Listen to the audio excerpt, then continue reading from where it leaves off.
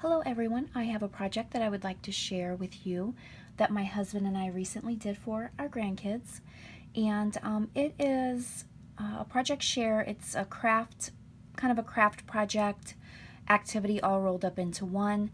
So what we did, we went to Hobby Lobby and we purchased the wooden natural boxes, and they're very inexpensive. I think this one was $4.99 or $5.99. So if you use a coupon, you could get them for a couple bucks. So we bought 3 of these boxes. I brought them home and painted them. I used 2 different colors. I used a dark color and a light color just to give the box more of a worn and old looking effect.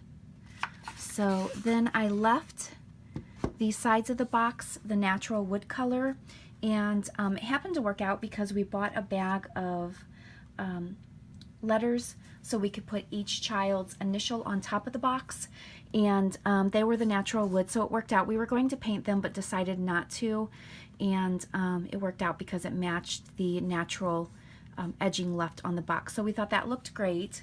Then my husband drilled some holes on both ends, and I just tied in some of the thicker twine, and that gave them handles for the box, which worked out great because it was just easier for them to carry the boxes around. So I thought they turned out very cute. And then on the inside, we just filled it full of all sorts of different bits and pieces. I started with going through my stash and what I have at home because I have a lot of different types of items and things that we threw in.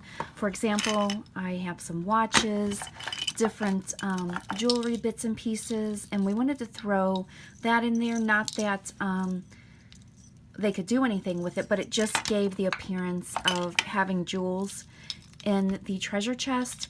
So we just went through and searched everywhere and just threw in all sorts of different bits and pieces. There's a bracelet. We found some compasses in the party section at Hobby Lobby, which that went with the theme, and I thought that was cute. There's some glass gems, just any sort of item that kind of had some interest to it. We threw in some old buttons. There's a little jewelry piece which they absolutely loved. It's one of those vintage, I believe you put perfume in it, so they thought that was cool. I put in some old coins, some old foreign coins, just all sorts of different bits and pieces that we found. They loved the old keys. I think it's just the thrill of the mystery. They wanted to run around and find keyholes to see what the keys went to, and they kept asking, well, what do they open? What do they go to? So I think that was a great idea, and I put in some old skeleton keys, some big rings. And then we went on a trip to a couple thrift stores and a couple antique malls just to try to find some additional items to throw into the box. There's another piece of a bracelet or something just to give it some more jewels. And we found some Pirates of the Caribbean toys, so I thought that was great. We were lucky to find that, and that went with the theme, so they loved that. We have some SpongeBob toys, just all sorts of little bits and pieces just to get their interests, and they actually sat for hours going through all of the stuff, asking questions. They really enjoyed it, and they kept going back to their boxes and looking through it, and they were trading pieces, and it was just a great time for them.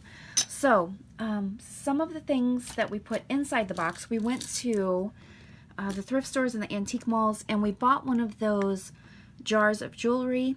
And when we got home, we assumed that they were broken pieces of jewelry. We were just going to throw them in, like I said, just to make the boxes look like they were a treasure chest full of jewels.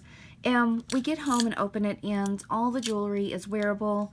There were some nice pieces in there, but I did find some stuff to throw in to the boxes, so that was great. And then I can just always take the jewelry to the consignment store, and they can sell it there. I do take some items to a consignment store. So So that was good. That worked out.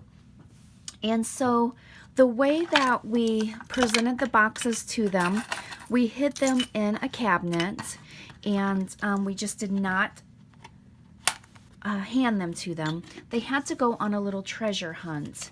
And I'll show you what we did. We made up some clues, and they are young, so we didn't make the clues too difficult. There are certain things that we do with our grandchildren that have kind of become traditions, excuse me, for us. So we kind of centered the clues around those type of things, and just made them pretty simple so they could immediately know what the clue was about and then go to the next clue. So we just did 4 clues. We didn't want to make it too long because, again, I said they are little, and you know you cannot keep the little ones' attention for very long. So I just took some parchment paper, we made up our clues, and then I took some clip art and just put that onto the clues. So they turned out really cute. And then we just put numbers for each clue on each envelope. We sealed them with a wax seal, so I actually melted the wax and we sealed the envelopes with the clues. So we had 1 clue in each envelope, and they just loved that, and they each got to open a clue.